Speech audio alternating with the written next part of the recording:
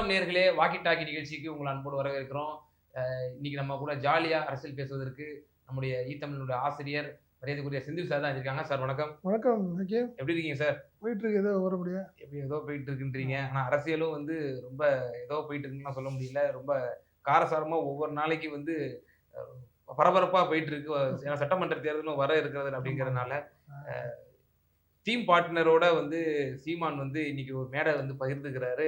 SRM யூனிவர்சிட்டியினுடைய ஃபங்ஷன்ல மாணவர்கள் மத்தியில 2 தலைவர்களும் சும்மா அனல் பறக்க இளம் தலைவர்கள். ஆமா 2 இளம் தலைவர்கள். அண்ணன், தம்பி அப்படிங்கிற ஒரு பாசத்தோட இந்த பாசமலர்ங்கிற அந்த ஒரு ஒரு நெஞ்சம் நெகிழ அளவுக்கு 2 பேரும் பேசியிருக்காங்க. இக்கட்டான நிலைமையில ரொம்ப கை கொடுப்பாரு. யாருன்னா ம். நீங்க சொன்ன இடத்துல பாத்தீங்கன்னா, நீங்க ரொம்ப இக்கட்டான நிலைமையில இருந்தாரு சீமான். அவருக்கு பெருசா ஆறுதல் சொல்லிட்டு போனாரு. அவரு தானே சொல்றீங்க அண்ணாமலை? ஆமா ஆமா ஆமா ஆமா ஆமா. என்ன சொன்னாரு? அண்ணாமலை என்ன சொல்லியிருக்காரு? நான் தேசியத்துல நான் தமிழை பாக்குறேன். அண்ணன் சீமான் என்ன பண்றாரு? தமிழை தேசியமா பாக்குறாரு அப்படின்னு சொல்லி ஒரு பயங்கரமான ஒரு விளக்கம் பேச்சு வாய் பெரிய லெவல்ல 2 பேருக்கும். அதனால நீங்க சொன்ன மாதிரி ரொம்ப சுவாரஸ்யமா தான் இருந்திருக்கும். எவ்வளவு நேரம் பேசுனாங்க? என்ன நிகழ்ச்சி அது? அது எஸ்ஆர்எம்ல அவங்களுக்கு மாணவர்கள் மத்தியில ஒரு கலந்துரையாடல் நிகழ்ச்சி.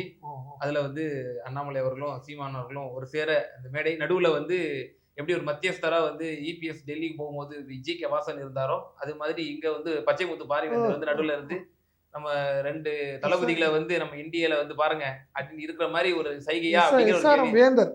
எஸ்ஆர்எம் வேந்தர் வேந்தர். ஆமா ஆமா. எப்படினாலும் அடுத்த வருஷம் இன்னொரு 2 பேரும் ஒரே ஸ்டேஜ்ல உட்காந்து பேச போறாங்க. என்ன எப்படியும் சீமான் இந்த கூட்டணிக்கு வந்துட போறாருங்கிற ஒரு எல்லாமே சொல்லிட்டு இருக்கிறது. அதிமுக பாஜக கூட்டணியில சீமான் வந்துருவாரு. இல்ல நீங்க அப்படியே குறைச்சி நீங்க சீமான் இடம் போடக்கூடாது. அவர் மனித குல விரோதின்னு சொல்றாரு. எப்படி மனித குல விரோதியோட அவர் கூட்டணி அது கொள்கை கூட்டணி வேற, தேர்தல் கூட்டணி வேற. ஓஹோ. ஆமா ஆமா. நீங்க அந்த 40 நாள் தானே, அதுல ஒன்றும் பிரச்சனை இல்லை. அதனால நீங்க இதெல்லாம் நடக்கும். ஒருவேளை ட்ரையல் பார்த்தாங்களா என்னன்னு கூட தெரியல. இன்னைக்கு ஆரம்பிச்சு கட்டப்பட்டீங்க என்ன நீங்க பெரிய விமர்சனம் பண்ண போறீங்க? அதனால நீங்க அரசியல்ங்கிறது இதெல்லாம் நம்ம நிறைய பார்த்தாச்சு. இப்ப 4G 5Gன்னு தாண்டி 6G வேகத்துல போயிட்டு இருக்காரு சீமான். இப்பவே 25 கேண்டிடேட் அனௌன்ஸ் பண்ணிட்டாரு. அதுதான் சொல்றேன். இதே ஒரு வகையில் நீங்க சொல்றீங்க. இன்னைக்கு பாத்தீங்கன்னா திருச்சி கோர்ட்ல நீங்க அவருக்கு பிடிவாரண்ட். ஏன்னா ஆக்சுவலா நீங்க வந்திருக்கணும் டிஐஜி கேஸ்ல. அவரை இன்னைக்கு கோர்ட் என்ன சொல்லுது? ஆமா அந்த வழக்குல இன்னைக்கு அவர் கோர்ட்டுக்கு வர்றதா இருக்கு. நாளை வரைக்கும் அவகாசம். ஆமா ஆமா. நீங்க வந்தே ஆகணும். நீங்க 5 மணிக்குள்ள வரலன்னா நீங்க நான் வாரண்ட் போட்டுருவேன்னு மேஜிஸ்ட்ரேட் சொல்ல. அப்புறம் சீமான் தரப்புல எல்லாம் போய் கேட்டு இல்ல எனக்கு ரொம்ப கஷ்டமாயிடும், இன்னைக்கு வேற ஒரு ஃபங்க்ஷன்ல இருக்காரு, நாளைக்கு வந்துருவாரு அப்படின்னு சொன்னதுனால இப்ப நாளைக்கு வரைக்கும் ஈவினிங் வரைக்கும் டைம் கொடுத்துருக்கு கோர்ட். அதனால நாளைக்கு சீமான் இப்ப இந்த மாதிரியான நெருக்கடிகள்லாம் சந்திச்சுட்டு இருக்கிறாரு. ஒரு பக்கம் பிஜேபி, அதாவது எதிர்கட்சிகள் திமுக இருந்து ஒரு பக்கம் நெருக்கடி வருது. அதே போல காவல் அதிகாரிகளிடம் இருந்து சீமானுக்கு பல நெருக்கடிகள் வருது. இதெல்லாம் சமாளிக்க தான் ஒருவேளை பிஜேபி பக்கம் சாயறாரா இல்ல அடைக்கலம் போறாரா? இல்ல இருக்கலாம். 100 ஸ்டேஜ் தான் இருக்கலாம். நீங்க ஒரு ஸ்டேஜ்ல தனிமையில போராடுறதுக்கு செட்டு சேர்ந்துட்டு போராடுறதுங்கிறது ஈஸியா இருக்கும்ல எப்பயுமே பாத்தீங்கன்னா. நீங்க அதனால நீங்க ஒரு பக்குவப்பட்டாருன்னு வச்சுக்கலாம். ஆமா. நீங்க ஸ்டேஜ் ஏறி உட்காந்து அண்ணாமலையோட உட்காந்து ஒரு டிராவல் ஆரம்பிச்சிட்டாருன்னா ஒரு பக்குவப்பட்டாரு. கிரண் கோபாலுக்கு அடுத்து எனக்கு தான் அதிகமான வழக்கு, 140க்கு மேற்பட்ட வழக்குகள் இருக்கு. நீ 2 வழக்கு போட்டா போட்டுக்கோ அப்படின்னு சொல்லி வருண் ஐபிஎஸ் மேல சவால்லாம் விடுறாரு. இதெல்லாம் தூசி தானே சார் அவர். நீங்க தைரியமா சொல்ற மாதிரி தாங்க இருக்கும். வெளியே உள்ளுக்குள்ள பிரச்சனைகள் தெரியும்ல. ஓஹோ. நீங்க அதனால அது ஒரு பெரிய சீரியஸா எடுத்துக்க வேணாம்னு நான் நினைக்கிறேன். பட் சீமானை பொறுத்த வரைக்கும் வரும் தேர்தலில் கண்டிப்பா கூட்டணி இருக்கும் அப்படிங்கறதா நீங்க எல்லாத்துடைய ஒரு எதிர்பார்ப்பா இருக்கு. பாப்போம் என்னதான் பண்றாருன்னு பாப்போம். ஆனா நம்ம என்னதான் இருந்தாலும் நம்ம பிரதமர் வெளிநாடுகளுக்கு போறாரு, ஐநாவுக்கு போறாரு, தமிழோட புகழ பேசுறாரு, திருக்குறள்ல அவ்வளவு கருத்துக்கள் இருக்கு. திருக்குறள்ல தமிழ்ல கையெழுத்து போட சொல்றாருங்க. ஆமா தமிழ்ல கையெழுத்து போட சொல்றாரு. அப்போ இப்ப இப்படியான தமிழ் மீது ஒரு ஆக பெரும் பற்று கொண்ட ஒரு பிரதமரை ஏன் தமிழகம் எதிர்க்கிறது? சீமான் கேட்டிருக்காருல்ல. நான் பல ஆண்டு ஃபாரின் கண்ட்ரீஸ்ல எல்லாம் போறாரு நம்ம பாரத பிரதமர், போய் அங்க தமிழோட புகழ் பேசுறாருன்னு பேசியிருக்காரு. ஏங்க நீங்க ஒரு விஷயம் என்ன நம்மளுக்கு இதுல அவர் என்ன சொல்றாரு? நீ பிரதமர் நேத்து நீங்க இதுல பாத்தீங்கன்னா ராமேஸ்வரத்துல பேசுற விஷயங்கள்லாம் பாத்தீங்கன்னா, நாங்க என்ன உங்களுக்கு தரல, எப்ப பார்த்தாலும் அழுதுகிட்டே இருக்கீங்க. 6000 கோடி ரூபா கொடுத்துருக்கோம் உங்களுக்கு ரயில்வேல, எவ்வளவு திட்டங்கள்லாம் கொடுத்துருக்குறோம், போயிருக்கோம் வந்திருக்கோம்னு சொல்றாரு. நாங்க என்ன சொல்றோம்? ஒரே ஒரு விஷயம், ஏன் கொடுக்க வேண்டிய காசு எங்களுக்கு பள்ளிக்கல்வித்துறைக்கு மாணவர்களுக்கான அந்த பணத்தை கொடுங்க எங்களுக்கு. அந்த காசை கொடுங்கன்னு கேட்டா என்னென்னமோ ஆகாத ஊருக்கு போகாத ஊருக்கு வழி சொல்ற கதையா ஆளாளுக்கு பாஜக தரப்புல பிஜேபி தரப்புல என்ன சொல்றாங்க, அதை பண்ணிட்டோம் இதை பண்ணிட்டோம்ன்றாங்க. ஆனா நம்ம கேட்குற விஷயங்களை ஒண்ணுமே பண்ணலையே. நீங்க சிஎம் நல்லாவே சொல்லியிருக்காரு சட்டசபையில, ரைட்டுங்க இவ்வளவு தூரம் போனீங்க, இந்த இலங்கை பிரச்சனையை சம்பந்தமா ஏதாவது பேசியிருப்பீங்கன்னு பார்த்தா பேசல, கச்சத்தீவு சம்பந்தமா பேசியிருப்பீங்கன்னு எதிர்பார்த்தோம், ஒன்றும் பேசலையே அப்படின்னு ரொம்ப ஆதங்கமா பேசியிருக்காரு சிஎம். ரொம்ப வருத்தமா பேசியிருக்காரு. ஆமா, பிஜேபி தரப்புல என்ன பதில் சொல்ல போகுதுன்னு தெரியல. ஏன்னா முதல்வர் வந்து என்ன சொல்றாரு, நல்ல ஒரு வாய்ப்பு உங்களுக்கு, போயிருந்தீங்கன்னா இலங்கை பிரச்சனையை, மீனவர்கள் பிரச்சனையை பேசிட்டு வந்திருக்கலாம். அதே மாதிரி கச்சத்தீவை பத்தி நாங்கள் ரொம்ப நாளாக கேட்டுட்டு இருக்கிறோம். ஸோ அதுக்கு ஏதாவது ஒரு பேசுன மாதிரி தெரியல எங்களுக்கு. எதுக்காக நீங்க இங்க போனீங்க, ஸ்ரீலங்கா எதுக்கு நீங்க போனீங்க அப்படின்னு ஒரு பெரிய கேள்விக்குரிய கிளப்பிருக்கிறாரு முதல்வர். ஆமா ஆமா. அதே போல இன்னொரு நற்சான்றிதழும் கொடுத்திருக்காரு நம்ம சீமான் அவர்களுக்கு. அவர் ஒரு தளபதி, போர் தளபதி. எனக்கும் சீமான் அண்ணனுக்கும் பெரிய வித்தியாசம்லாம் கிடையாது, என்னைய போலதான் அவரும் இந்த அநீதிகளுக்கு எதிராக ஒரு ஒரு போர் வீரர் அப்படின்ற மாதிரி கொடுத்துருக்கிறாரு. ஹக்கீம், நான் அது சொன்னதுதான் முதல்ல, இதெல்லாம் வந்து அரசியலில் சகஜமப்பா மாதிரி தான். என்ன இது கூட்டணிக்கான ஒரு அடித்தளம், எல்லாம் ஒரே படகுல பயணிக்கிறதுக்கான ஒரு வாய்ப்பு. என்ன இதெல்லாம் இப்படி எல்லாம் பேசி பழகாரம்னா தானே நீங்க ஒரு வருஷம் ஓட்டே ஆகணும்ல. நீங்க அதனால நீங்க கண்டிப்பா இதெல்லாம் கூட்டணிக்கான ஒரு விஷயமா தான் நான் பாக்குறேனே ஒழிய, நீங்க கொள்கை ரீதியா எதிரின்னா கண்டிப்பா ரெண்டு பேருமே ஒரே ஸ்டேஜ்ல ஏறி இருக்க முடியாது. உண்மையிலேயே இவர் இந்த கொள்கையை ஏத்துக்கலாம்னா நான் போக மாட்டேன்னு சொல்லியிருப்பாரு. இல்ல அதே மாதிரி அந்த அவர் மேல கொள்கையில அவர் மேல வெறுப்பு இருந்துச்சுன்னா இவர் போயிருக்க மாட்டார். என்ன ஆனந்த விடன்ல நடந்துச்சு இல்ல, நீங்க புத்தக வெளியீட்டுல நடந்துச்சா இல்லையா, நீங்க அன்னைக்கு அதை வச்சுதான் நீங்க என்ன பண்ணாங்க, நீங்க திருமாவை கூப்பிட்டாங்க, பட் போக மாட்டேன்னு சொல்லிட்டாருல. ஆமா, அப்படி பாத்தீங்கன்னா இதே சீமான் வந்து திமுகவோட அமைச்சரோ இல்ல பெரிய முன்னணி தலைவரோ இருந்தா அங்க வந்து பங்கேற்பாரா அப்படிங்கிற அவர் பங்கேற்பாராங்கிறதோட திமுக யாரும் பங்கேற்பாங்களாங்கிறதா மேட்ரு. சீமான் ஒத்துக்கலாம், பட் திமுக யாரும் வருவாங்களா? நீ அதனால இதெல்லாம் ஏற்கனவே ஒரு மறைமுகமான ஒரு பேச்சுவார்த்தையை வந்து அடுத்த ஸ்டேஜுக்கு போயிருக்கு, அப்படிதான் நம்ம பார்க்கலாம். அடுத்த போல காலையில இருந்து அமலாக்கத்துறைன்ற ஒரு பிஜேபியினுடைய ஒரு துறை வந்து வந்துருச்சான். காலையிலேயே வந்து நம்ம அமைச்சர்கள் வீட்டுல எல்லாம் போய் கதவை தட்டி வெளியே வாங்க அப்படின்னு கூப்பிட்டு வச்சு வீடு ஃபுல்லா காலைல இருந்து இப்போ வரைக்கும் சோதனை நடந்துட்டு இருக்கிறான். அதனுடைய அப்டேட்ஸ் எல்லாம் என்ன? திருச்சி அமைச்சர் அவருடைய சகோதரர் ரவிச்சந்திரன் சம்பந்தமான ஒரு விஷயத்தை சொல்றீங்க. அவரு அதுக்கப்புறம் அமைச்சர் நேருடைய சன் வந்து அருண் நேரு அவர்களுடைய வீட்லயும் போயிட்டு இருக்காங்க. ஆமா, அது என்ன சொல்றாங்க அப்படின்னு பாத்தீங்கன்னா 2021 சிபிஐ வழக்கு ஒரு வழக்கு போட்டிருந்திருக்கு. ஐயோபில இந்தியன் ஓவர்சீஸ் பேங்க்ல நடந்த ஏதோ லோன் சம்பந்தமான ஒரு வழக்குல அந்த தொடர்ச்சியா தான் இன்னைக்கு ஈடி வந்திருக்குன்னு சொன்னாலும், நீங்க எலெக்ஷன் நெருங்க திமுகவுக்கு இது ஒரு ஏற்கனவே பழகிடுச்சு திமுகவுக்கு ஈடி வர்றது போறதுன்னு. இப்ப அடுத்தது பாத்தீங்கன்னா இப்ப என்ன எலெக்ஷன் நெருங்க கூடுதலா அமைச்சர்கள் எல்லாம் எதிர்பார்த்துட்டு தான் இருக்கிறாங்க, ஏதாவது ஈடி வரும். ஏன்னா நெருக்கடிகள் கொஞ்சம் அதிகமாகும்ல.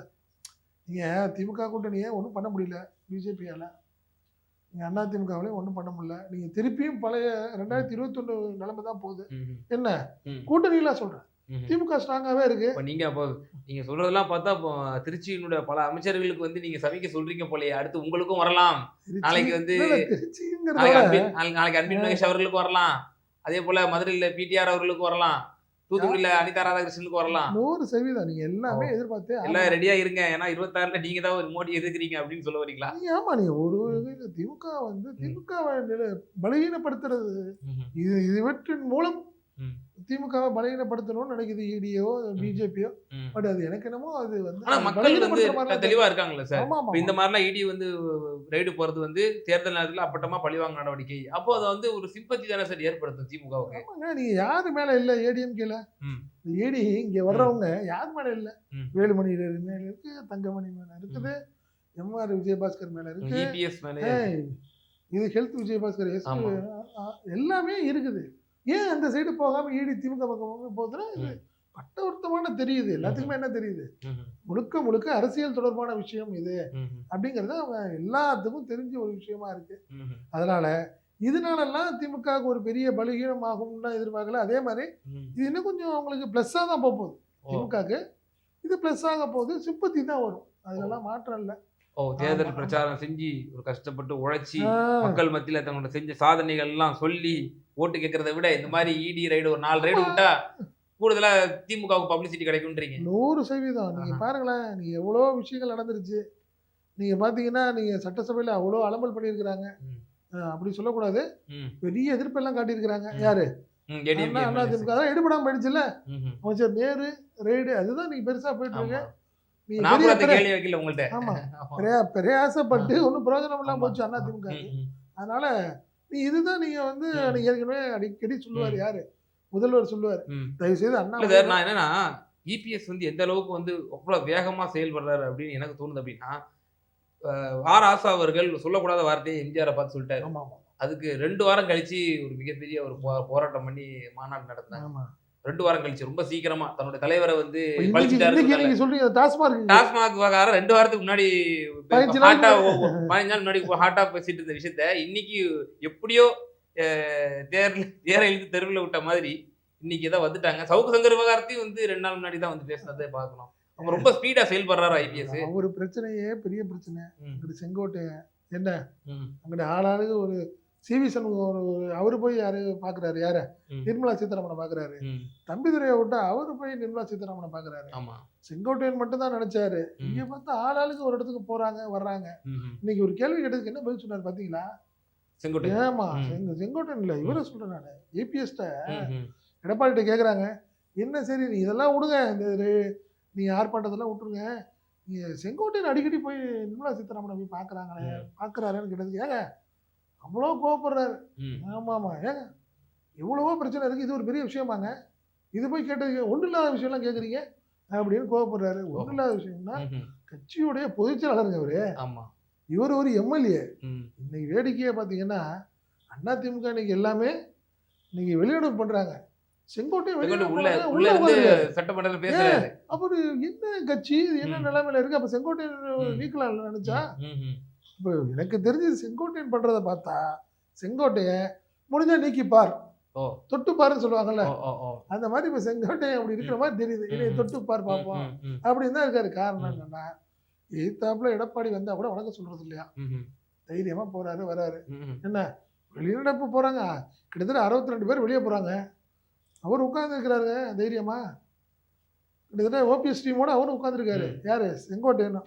அதனால கிட்டத்தட்ட என்னைய பொறுத்த வரைக்கும் அதிமுக வந்து எடப்பாடியோட கையிலேருந்து கொஞ்சம் கொஞ்சமா வெளியே போற மாதிரி தெரியுது.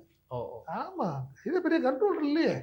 அதே செங்கோட்டையன் அவர்கள் சொல்லிட்டு இருக்காரு, நான் அமித்ஷாவை வந்து எதுக்காக பார்த்தேன் அப்படின்னா எங்க கட்சியினுடைய நலனுக்காக. எங்க கட்சி வந்து இன்னும் 100 ஆண்டுகள் தலை தோகி இந்த மக்களுக்காக சேவை செஞ்சு ஏழை எளியோர்களுடைய பசி ஆறுவதற்கு வந்து நாங்க செயல்படணும் அப்படிங்கிற நல்ல எண்ணத்திற்காகத்தான் வந்து நாங்க அமித்ஷாவை சந்திச்சோம் அப்படின்னு சொல்லி ஒரு உயரிய நோக்கத்தை வந்து சொல்லியிருக்காரு. அப்படி அமித்ஷா அவர்கள் வந்து எந்தெந்த கட்சிகளோட நலன் எல்லாம் அவர் சரி செஞ்சு வச்சிருக்கிறாரு. அப்படி அதுக்கு அவரை போய் பார்க்கணும். அதோட நிர்மலா சீதாராமனுக்கு ஒன்று சொன்னார். ஆமா, ஜிஎஸ்டில வந்து எனக்கு சில இது இருக்கு, குறைபாடுகள் இருக்கு, அது சுட்டி காட்டுறதுக்கு போனேன்னு சொல்லி எப்படி ஒரு தொழில் முனைவர்கள் மீது மக்கள் அப்படியாங்க ரகசியமா போனோம். போறவரு ஜிஎஸ்டிக்காக நான் போய் பார்க்க போறேன், முன்னாடியே ஒரு நிதியமைச்சரை போய் பார்க்க போறேன். ஆமா, இதை பாருங்க இவங்க பிரதிநிதிகள்லாம் கூட்டு போறேன். ஒரு ஈரோடு, அது ஒன்றும் மாற்றம் இல்லை. இந்த ஜவுளி தொடர்பான விஷயங்கள்லாம் நிறைய இருக்கு. தொழிலதிபர்கள்லாம் நிறைய பேர் இருக்காங்க. அவங்களோட ஜிஎஸ்டிக்காக போகட்டும். போறப்ப கூட்டிட்டு போறப்ப முன்னாடி சொல்லிட்டு போகலாம். ஏன் ஏற்கனவே இதே வேலையை தான் பண்ணாரு எடப்பாடி பழனிசாமி. சொல்லாம கொள்ளாம டெல்லிக்கு போயிட்டு எங்க போறீங்க எதுக்கு போறீங்கன்னு கேட்டா, நான் பில்டிங்கை பார்க்க வந்தேன், கட்டடத்தை பார்க்க வந்தேன்னு சொன்னவரு 3 கார் மாறி 3 கார் ஓடி போய் கடைசியில் அமித்ஷா போய் பார்த்தாங்க. இப்ப இதே மாதிரி செங்கோட்டையன் போயிட்டு வந்ததுக்கு அப்புறம் தான் எல்லாத்துக்கும் தெரிஞ்சு போச்சு அப்படின்னு கேட்டதுக்கு அப்புறம் தான் என்ன சொல்றாரு, இல்ல நான் போய் பார்த்தது காரணம் ஜிஎஸ்டிக்காக அவங்கள பார்த்தேன், இவரை போய் பார்த்தது கட்சி நலன் நாட்டு நலனுக்காக போனேன்னு சொன்னாரு. இதுதான். அதனால இது ஏற்கனவே இது ஆண்டாண்டு காலமா நடந்துச்சு. எப்படி நீங்க ஜெயலலிதா உயிரோடு இருக்கப்போ பாத்தீங்கன்னா விஜயகாந்த் கட்சியில் உள்ள எம்எல்ஏக்கெல்லாம் போய் அடிக்கடி போய் பார்ப்பாங்க. யார் பார்ப்பாங்க? என்னன்னு கேட்டா தொகுதி வளர்ச்சி சம்பந்தமான திட்டங்களை கேட்கறதுக்காக போனதுக்கு வந்ததுக்குன்னு சொல்லி இப்படியே கிட்டத்தட்ட 15 பேர் போயிட்டாங்க. அதே மாதிரி செங்கோட்டையன் போனவரோட நிலைமை இப்ப ரொம்ப மோசமா இருக்கு. மாபா பாண்டியராஜனோட நிலைமை. ஆமா, இல்ல இன்னைக்கு அதே மாதிரி செங்கோட்டையன் கட்சி வளர்ச்சிக்கு ஆட்சிக்கு அதுன்னு சொல்லிட்டு போனவர் பிஜேபியில போய் சேராம இருந்தா சந்தோஷம் ஓஹோ. அப்படிங்கிறத இப்படி அதிமுககாரங்களுடைய எல்லாத்துடைய ஒரு ம்ஹும். எதிர்பார்ப்பா இருக்குது. இப்ப ஆமா. போர்க்கொடி தூக்குறவங்க எல்லாம் ஏன் சார் நேரா போய் பிஜேபி தலைமையை போய் பாக்குறாங்க, இல்லாட்டி மத்திய அமைச்சர்களை போய் பாக்குறாங்க? இன்னைக்கு ஓபிஎஸும் அப்படிதான். ஓபிஎஸும் குருமூர்த்தியை போய் பார்த்தாரு. பார்த்து அவரு வாயில வந்து பேசாத குறையா வந்து நீங்களா ஆம்பளைங்களா ஐயா போய் போய் உட்காருங்க தர்ம அப்படின்ட்டாரு. யுத்தத்தின் ஆமா. அதாவது கர்த்தான்னு சொல்லணும். ஆமா. காரண கர்த்தா வந்து அன்னைக்கு ம். இவர் தான் யாரு, ம்.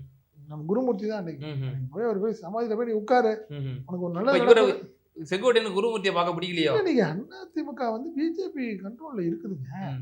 அதனாலதான் நீங்க நாளைக்கு வந்து நீங்க கொடி இருக்கணும், சாரி கொடியை விட்டுருங்க, ம். நீங்க சின்ன இருக்கணும்னா ஆமா. நீங்க தொகுதியில எல்லாத்தையும் பண்ணணும். இந்த மாதிரி விஷயங்கள்லாம் பார்த்தீங்கன்னா எல்லாமே நீங்க பிஜேபியோடைய அனுமதி கிடைச்சாதான் நீங்க கட்சியை நடத்த முடியுங்கிற நிலைமையில இருக்கு ம்ஹும். அதிமுக. ம்ஹும். அதனாலதான் அவங்க அவங்க முதலாளின்னு சொல்லுவாங்கல்ல, அடிக்கடி சொல்லிட்டு இருப்பாங்க, திமுக விமர்சனம் பண்ணோம். அவங்க முதலாளி அங்கல்ல இருக்காரு. நீ அன்னைக்கு இவரே சொன்னாரு, யாரு, தங்கம் தென்னரசு சொல்லலையா, ஆஹா. நீங்க இங்க கணக்கு போடுறீங்க, அதிமுக கட்சிக்கு அங்க ஒருத்தர் கணக்கு போட்டுட்டு இருக்காரு ஒருத்தர் சொன்னார்ல.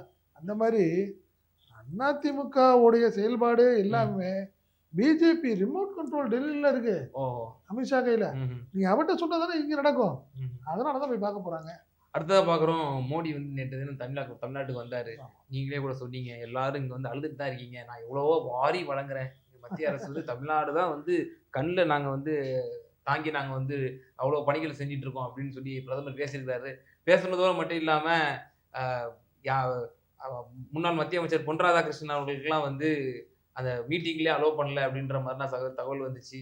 அதுக்கடுத்து இவ்வளோ சீனியர்ஸ்லாம் இருக்காங்க, தமிழிசை இருக்காங்க, வானதி சீனிவாசன் இருக்காங்க, அவங்களெல்லாம் மேடையில் ஏற்றாம நயினார் நாகேந்திரன் மேடையில் ஏற்றி பக்கத்தில் உட்கார வச்சுக்கிட்டாராம். அப்போ இதுல இருந்து கிளியர் கட்டா ஆயிடுச்சா இவர் தான் தலைவர் அப்படின்ட்டு? அப்படி சொல்ல முடியாது. ஏன் நல்லா பார்த்தீங்கன்னா தென் மாவட்டங்களில் நடக்கிற நிகழ்ச்சி, அரசு நிகழ்ச்சி, அதனால நீங்க வந்து அண்ணாமலையை வாய்ப்பு இல்லை அப்படின்னு இதெல்லாமே விளக்கம் சொல்றது அண்ணாமலையே சொல்றாரு, நான் சொல்லலை. அண்ணாமலையை ஏன் உங்களை மேலே ஏற்றி ஸ்டேஜில் உட்கார வைக்கல அப்படின்னு கேட்டால், அரசு விழாண்ணா, அதனால நான் என்னை கூப்பிடலண்ணா, நான் வந்து ஸ்டேஜுக்கு முன்னாடி தானே நான் இருந்தேன் அப்படின்னு அவருடைய விளக்கம். அப்படி நீங்கள் கேட்ட நல்ல ஒரு கேள்வி கேட்டீங்க. ஏன் அப்படி பார்த்தீங்கன்னா வானதி சீனிவாசன் எம்எல்ஏ தானே, அவங்களையும் கூப்பிடலாமே அப்படின்னா, அது தென் மாவட்டத்தில் உள்ள ஒரே ஒரு எம்எல்ஏ, யாரு, ரெண்டாவது எம்எல்ஏ குழு தலைவர் அவரு, அதனாலதான் அவரை கூப்பிட்டாங்க அப்படின்னு பிஜேபியில ஒரு விளக்கம் சொல்லிட்டு இருக்கிறாங்க. ஒன்னார ஏன் விடல அப்படின்னா, 40 எம்எல்ஏவா இருந்தா சரி, இவங்க சொல்றதுலாம் இருக்குது 4 தானே, அதுல யாரோ ஒருத்தருக்கு. அப்படி பார்த்தா தென் மாவட்டங்கள்ல அவரு ஒண்ணுதான் இருக்காரு, சசிக்கு ஒண்ணுதானே இருக்காங்க, கொங்குல 2 பேர் இருக்காங்க, கொங்குல 2 பேரு. இப்படி போயிட்டு இருக்குன்னு வச்சுங்களேன். ஆனா பொன்னார வந்து விடாது, ரொம்ப வருத்தமான விஷயம். என்ன அது நம்மளுக்கு கிடைச்ச என்ன சொல்றாங்கன்னா, லேட்டா வந்துட்டாரு அப்படிங்கிறாங்க. அதெல்லாம் தப்பு. எது நடந்திருந்தாலும் அவர் பொன்னார் ராதாகிருஷ்ணனை விட்டுக்கணும். பொன் ராதாகிருஷ்ணனை ஏன்னா ஒரு சீனியர் பதவியும் ஒன்றும் பெருசா தரல, ஒரு கவர்னர் கொடுத்தாருன்னா பரவாயில்ல, அதுவும் பண்ண மாட்டேங்கிறீங்க.